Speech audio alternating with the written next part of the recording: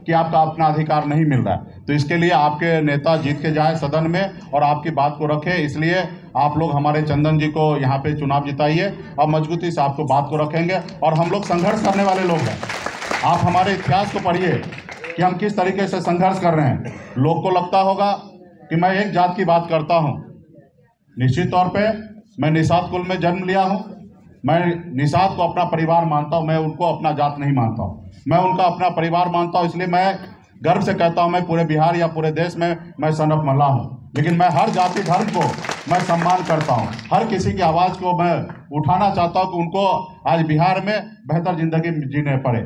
आज हम लोग देखिए एक कम उम्र में हमें अपने घर परिवार को छोड़ के जाना पड़ा, इसलिए क्योंकि हमारे बिहार में रोजगार नहीं है। आज मैं चाहूँगा कि ऐसा बिहार बने कि बिहार का कोई बेटा को दूसरे राज्य में जाना ना पड़े। इसके लिए मैं आज काम कर रहा हूँ। आज जो हमें विभाग जो मिला है उसमें मैं एक से एक योजना चला रहा हूँ। हर गरीब किसान पशु को पालेंगे, उसके लिए सरकार की तरफ से हमने 90% तक अनुदान दे रहे हैं, खास करके पिछड़ा, अति पिछड़ा और दलित भाई के लिए, कि आप 3,34,000 रुपया में 4 पशु का स्कीम है, जिसमें सिर्फ 34,000 रुपया भरना है, 3 लाख रुपया सरकार भरेगा। आज ऐसे स्कीम को हम लोग ला रहे हैं। उसी तरीके से पूरे बिहार में मछुआरा भाई के लिए हम लोग काम कर रहे हैं। तो बहुत सारा काम कर रहे हैं और उसके साथ साथ हम अपनी लड़ाई भी लड़ रहे हैं। आप देखते होंगे कि किस तरीके से लोग हमें परेशान कर रहे हैं।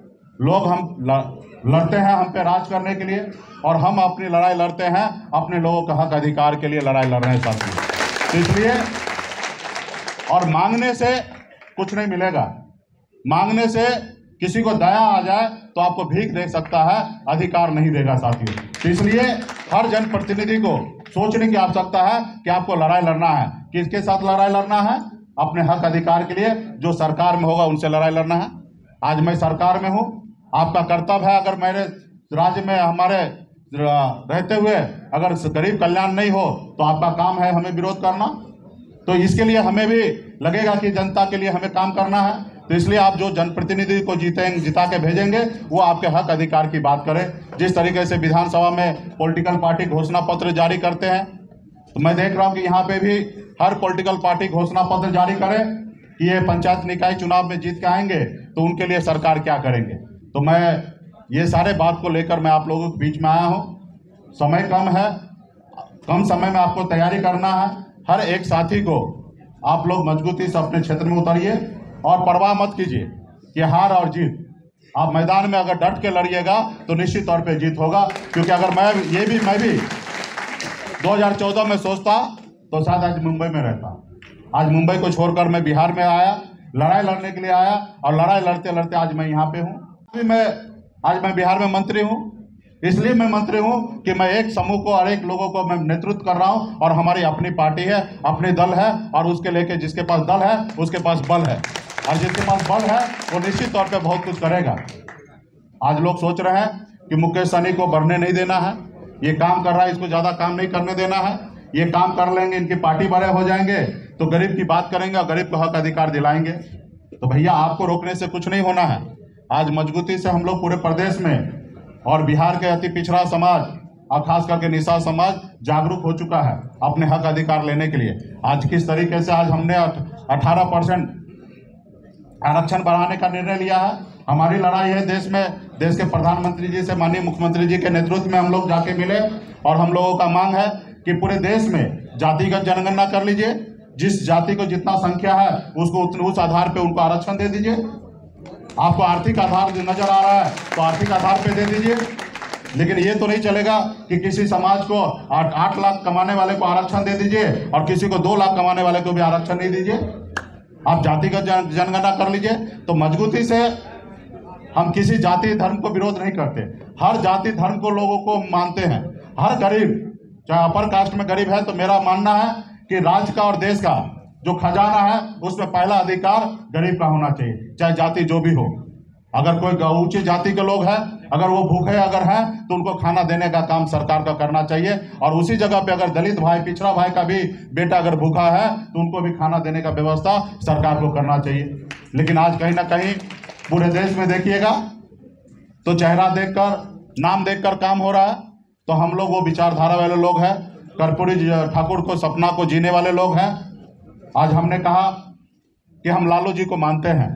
बहुत सारे लोगों को पेट में दर्द हो गया, और वो लोगों को लालू जी को उंगली पकड़ के नेता बने हैं और ऐसे लोग हमको विरोध कर रहे हैं। अरे भैया, हम भी लालू जी को उंगली पकड़ के यहाँ तक आए हैं, ठीक है। आज उनका और हमारा विचार नहीं मिल रहा है। आज उनके सुपुत्र है, वो सोचते हैं हम अकेले राजा बने, और मेरा कहना है कि हम सब मिलकर राजा बने, और यही फर्क है। तो हम भला लालू जी को मानने वाले लोग हम लालू जी को क्यों ना माने? जिस रोज तेजस्वी का अगर मन हो जाए कि सब मिलकर राज करे, हर एक नागरिक राज करे, तो वो मेरा भाई होगा, हम साथ में राजनीति करेंगे। और जब तक वो उनका ये सोच होगा कि हम अकेले पूरे बिहार का राजा बने, उस रोज तक वो दूर रहेंगे, हम दूर रहेंगे। लेकिन उनके पिताजी श्री लालू प्रसाद यादव जी ने पूरे बिहार में, पूरे देश में गरीब का हक अधिकार के लिए हमेशा आवाज उठाए, तो वो कैसे हम भूल सकते हैं? अभी हम एक और लड़ाई लड़ेंगे। अभी समय कम था इसलिए नहीं हो पाया, लेकिन आने वाले समय जो होगा 6 साल के बाद, ये पंचायती जो निकाय चुनाव है इसमें आरक्षण होना चाहिए। जब हमारे वार्ड का या मुखिया या जिला परिषद सब अगर आरक्षित लोग जीत के आते हैं और वो उनके पास वोट देने का अधिकार है, तो इसमें भी आपको आरक्षित करना पड़ेगा। SC ST के लिए आरक्षित करना चाहिए, OBC के लिए आरक्षित करना चाहिए।